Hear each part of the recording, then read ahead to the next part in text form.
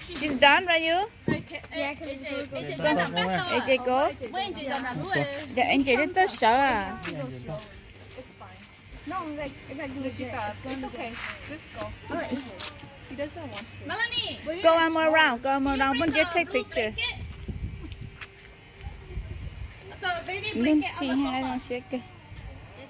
Kela, you want us in the back? no. Kela, I'm child. Hi. Hello.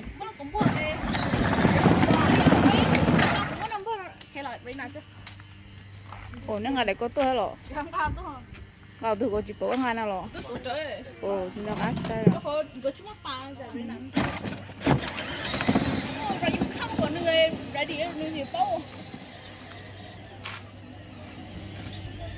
À, tôi đã có cái lần con à, có basketball boy á.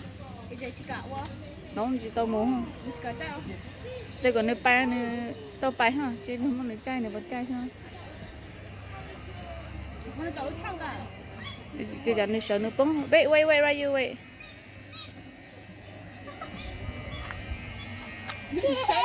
Mình chỉ chơi cái right you wait.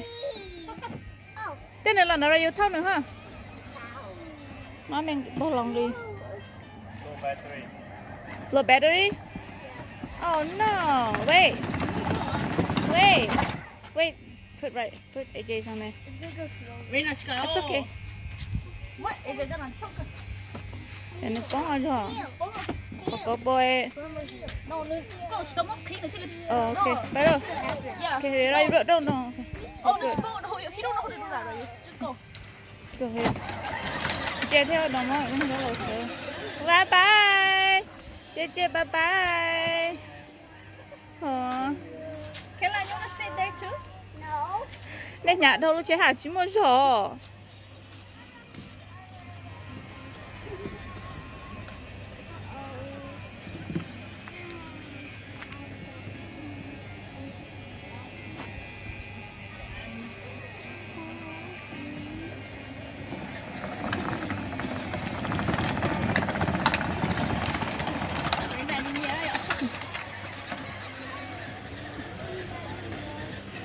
Look battery low.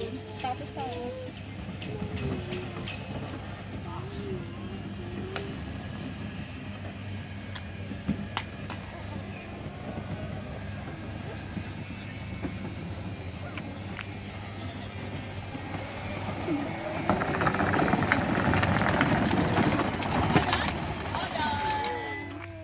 Yeah, good.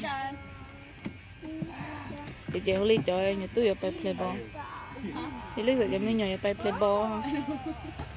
Can you? Yeah. Can back to your ball? Ball thế nào? Pink ball. Oh yeah, that one's going to be flat. Go play. It's going to be small. Oh. It's like, it's like.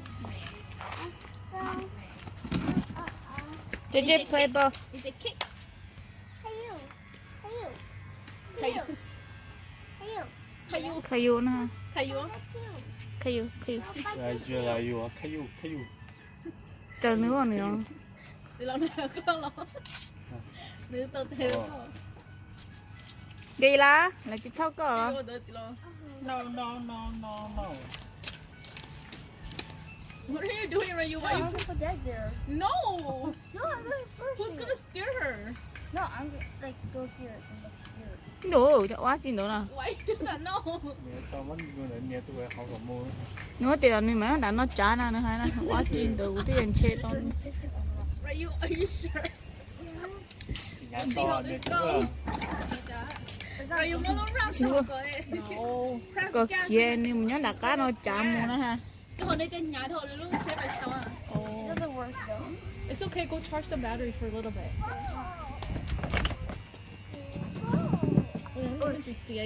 Nó kia chờ.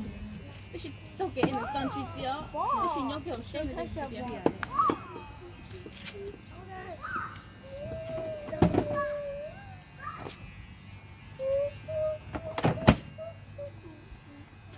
Cho nên món mì cay quên này đã định nó tập xéo. Yeah. Nhưng mà mình làm cho cái tàu Ôi giờ ôi quá chỉ lần nào chỉ muốn join lượt tôi đi nè. Giống câu. Dạ, còn người đi thu bù để nó lau bù. Mỗi người thắt lầu lò sao thắt lầu mua tao tết toàn thắt lầu nè. Chị la. Ella, come over here, Lala. Ball. 이제 막 뭐만 지 뭐요. Dạ. Sao mất tên nó thấy sao mất gì mù. Vâng hả?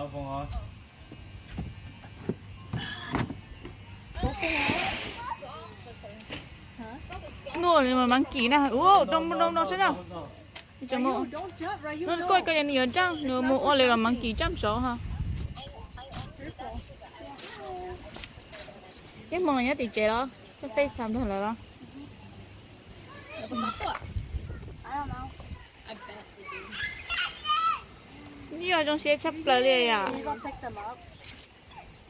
Ask them mommy. Bella, you guys wanna come over?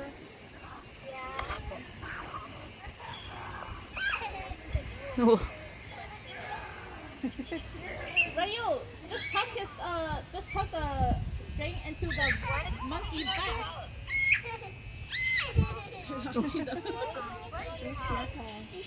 I say tuck the rope into the monkey's back. Oh. What? Bây giờ là Ace mà nhớ outside. I know. Tôi biết tôi phải lỡ cái issue đó Cái chị bay rồi nè. Ai dao. Đây nè, cái chị bay rồi nè.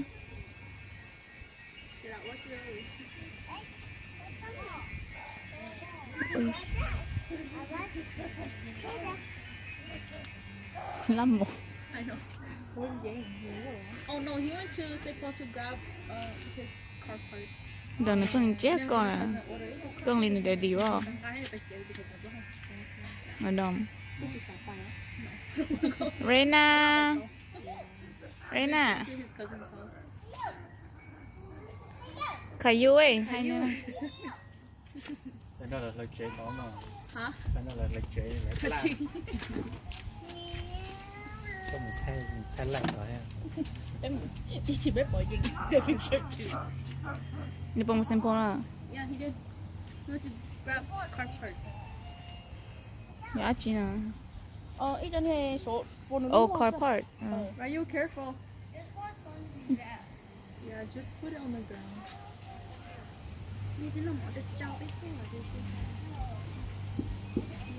Anh chị có sao? Chị nó bươn đấy chứ. Really? Ai. The parents are busy. Oh, but the parents say okay. Yeah, the parents are, you can go pick them up. Are you Oh. sure? You sure? I don't have a car at the moment. You can drive my parents' car. Chả sao còn là tôi luôn. Không có chuyện gì thế ạ. Maddie, it's okay. Their parents might not let them go. No, They're they scared of said that the coronavirus. parents would let them. Say maybe later Pojo will come. Yeah, later. Not at the moment. Đua có xe một trà tiền này có xe gấu tờ nè. Còn nói xe. Mấy nào gấu tờ bị cho.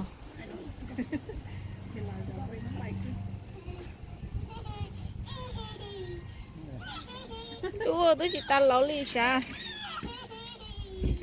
Tiền lư đó. Rồi lạnh luôn. Ăn ăn to đó.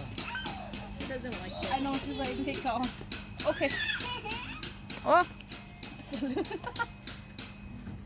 Go.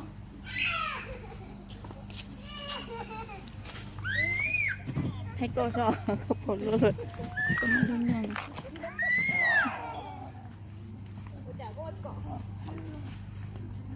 À chà. Wow. Lừa đâu mà. Hi. Guys.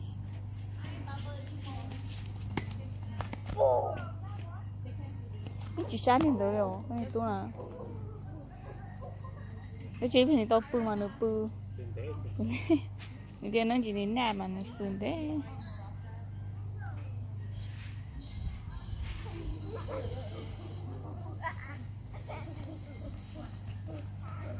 Kayla mất phần đó.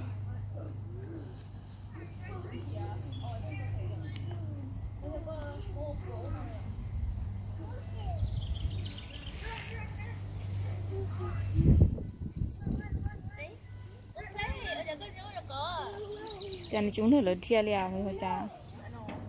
Nên trái grass quá rồi. Yeah, nó chia.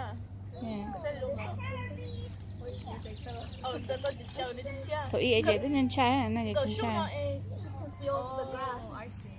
Last time itu ni dia cincai ya. Yeah, because the wood in a crack in Papan Hong. Hong got not in to chew the grass. Yeah. That's what the teacher got by last time to buy it. What you go? Ready go play with Reina.